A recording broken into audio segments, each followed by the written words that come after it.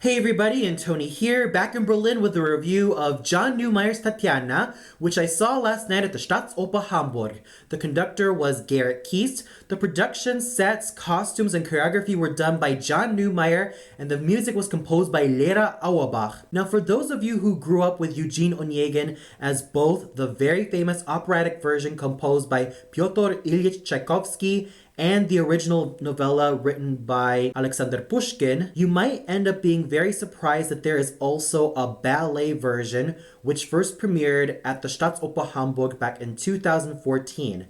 I myself was rather surprised, but rather intrigued that there was yet another adaptation of the Onegin play. This particular adaptation does live up to its title. To quote Rona Sutton, aka Cantor and Opera, even though the name of the work is called Eugene Onegin, this might as well be called Tatjana because we as the audience follow her journey from girlhood to womanhood. And it certainly does live up to that particular plot. With this particular ballet adaptation, we follow Tatjana's journey from being a young girl to a complete woman. She starts off being quite shy and quite secretive, choosing to be in her room with her teddy bears and her novels, thus surrounding herself with all of these famous literary figures and not really talking to a lot of people, and even encountering her first love with the ever caddish Eugene Onegin. And there were also some moments in this particular story where the characters are a lot more fleshed out, especially Tatjana and even Onegin. In this particular adaptation, Onegin is a lot more caddish. He sleeps with a lot of women, and he is just not really a wonderful person to really associate yourself with. And let's just say that what happens to Filipievna, the Lorina's nanny, before the end of this particular ballet adaptation is kind of sad, especially considering the fact that even though her fate is quite uncertain in the original novella and even in the opera, let's just say that you might want to get a box of tissue as to what happened to this particular character. So overall, this is basically another adaptation of the Onegin novella written by Alexander Pushkin, for those of you who've read it, and this definitely fleshes out Tatjana as a character, really focusing on her dreams, her doubts, her aspirations, her fantasies, and everything that makes her the character that a lot of people associate with and a lot of people seem to understand a lot more through this particular adaptation. And it was quite the ride from beginning to end, mostly due to the music, which was also a combination of eerie and joyful at the same time, a little bit on the erratic side in some moments, but it's nonetheless used to really tell Tatjana's story from girlhood to womanhood, thus experiencing a lot of uncertainties, a lot of bumpy rides along her way, and a lot of moments where she herself is about to grow up from being such a young girl who is always shy into a woman who knows that there are some sacrifices that are bound to be made. And there are also some characters that are even fleshed out, like the literary characters. They serve as Tatjana's imaginary companions, and even a dream where she imagines Onegin as the vampire lord, Lord Ruthven, was also quite interesting. And going into the production, this production goes the minimalistic approach, but it nonetheless shows Tatjana's mind of how she sees the world around her. It's coldly lit using a lot of bluish hues and a lot of icy hues. And there's a lot of white to basically show that this is Tatjana, who is so innocent, so pure, yet quite naive of the world around her. And we first see Tatjana with her teddy bears, stating that yes, she is still quite young and she's also quite shy of a person. And we even get to see the foreshadowing of what will happen to Lenski as he will get shot by Onegin's musket and die through his hands. So this definitely sets the mood. What I notice about this entire production is that they transported the action, which usually takes place in the early to mid 19th century, and transported it all the way up to like the early to mid 20th century, especially reflected upon the costumes and even some of the sets.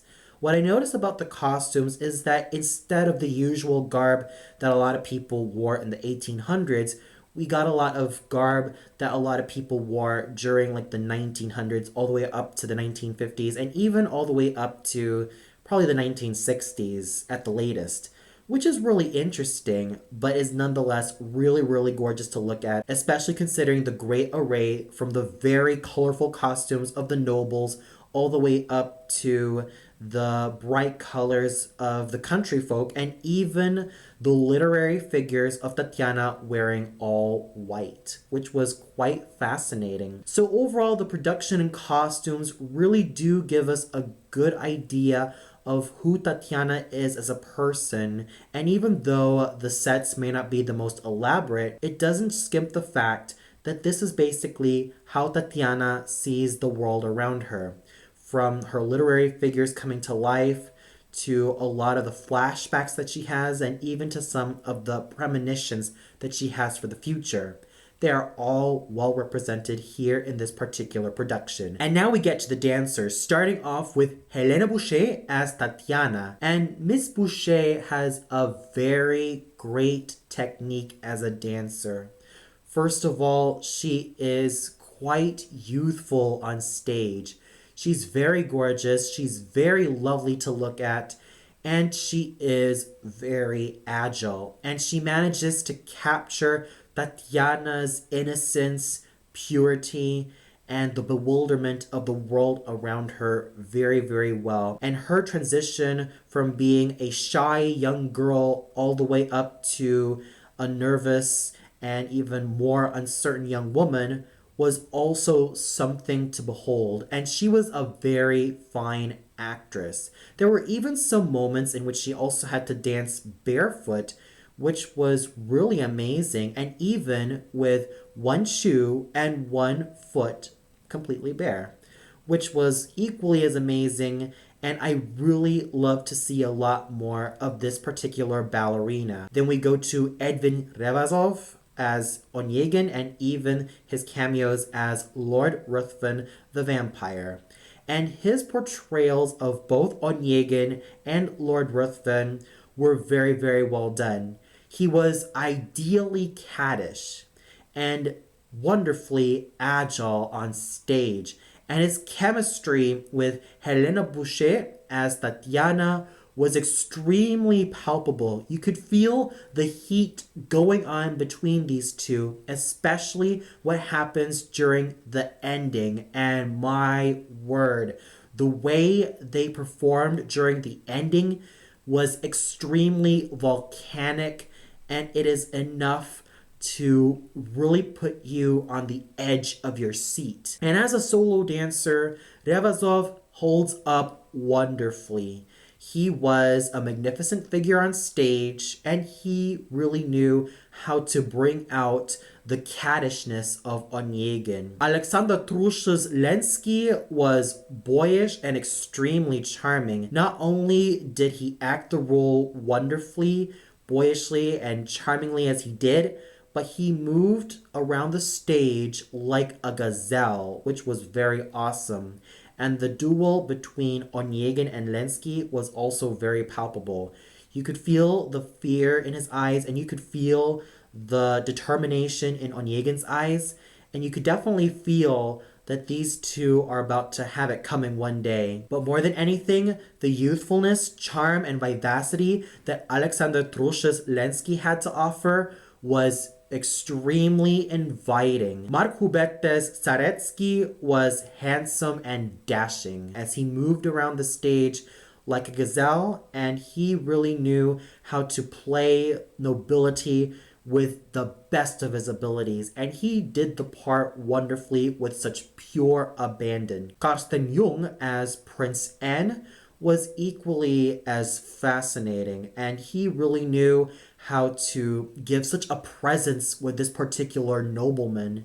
And even in his small appearance as the bear in the woods, he was able to give a certain virility and masculinity to this role that it was not only inviting, but very addicting to witness. Nyurka Moredo's Filipievna was motherly and loving. It's safe to say that Nyurka Moredo really knows how to play this motherly role really, really well.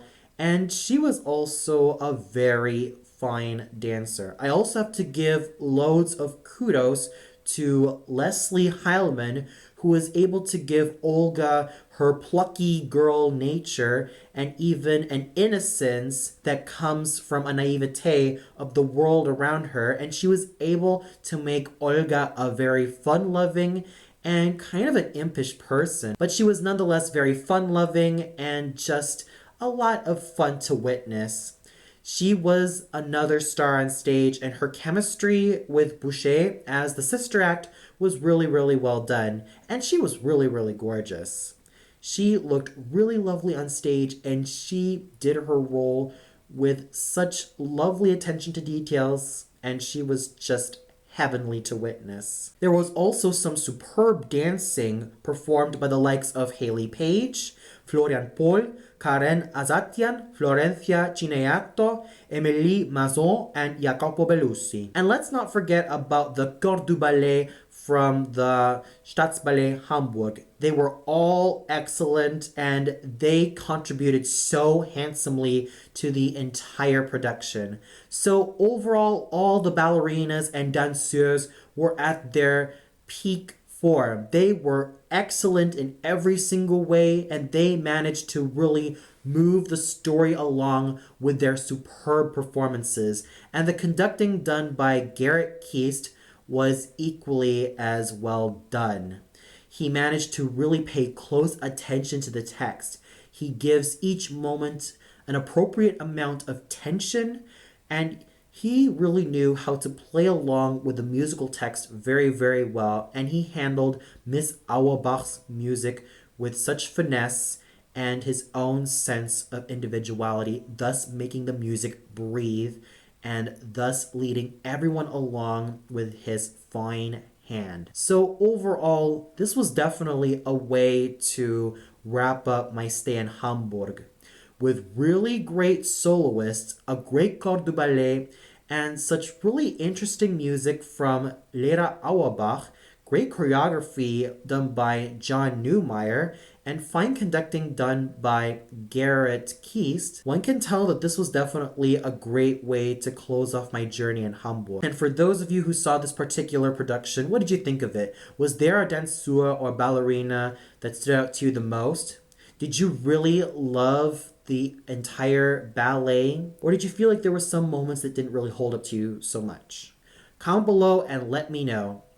Well, that's all for now. I surely do miss Hamburg, and it was definitely a great city to be in, even though I was there for just a few days. And to all the people in Hamburg, vielen, vielen Dank. Deine Stadt ist super toll und ich hoffe, dass ich zurückkommen werde. Bis bald in die Zukunft und alles Liebe. And tune in for some more reviews, even though they'll be a little bit more on the sporadic side, but tune in nonetheless. So until then, have a great day, everybody, and I hope you all had a great winter break.